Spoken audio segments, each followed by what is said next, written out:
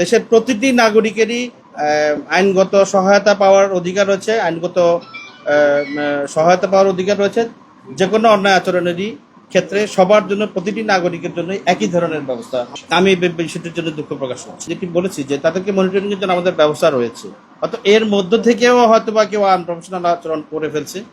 তো পুলিশ কখনোই, বাংলাদেশ পুলিশ কখনোই আনপ্রফেশনাল আচরণের জন্য কাউকে কখনোই ছাড় দেবে না। এবং পুলিশ ডিপার্টমেন্ট কোনো পুলিশ সদস্যের ব্যক্তিগত আচরণের জন্য, আনপ্রফেশনাল আচরণের জন্য পুলিশ বিভাগ এটার দায়িত্ব নেবে না, এটা তাকেই নিতে হবে।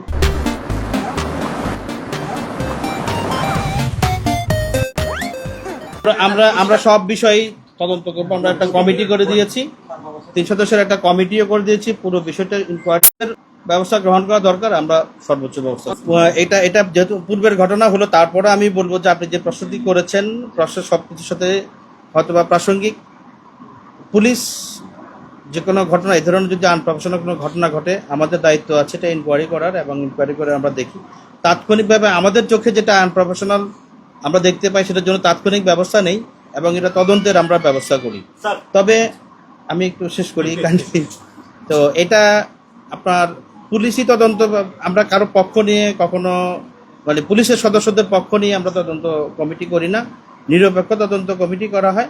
এবং অলরেডি সাসপেন্ড করা হয়েছে এই ঘটনার প্রেক্ষিতে। তো কারো পক্ষ নিয়ে করা হয় না, কারো পক্ষে রিপোর্ট দেওয়া হয় না, একেবারে নিরপেক্ষভাবে একেবারে যেটি সত্য ঘটনা সেটি তুলে ধরা হয়। আমি মনে হয় আমি আপনাদেরকে বলতে পেরেছি।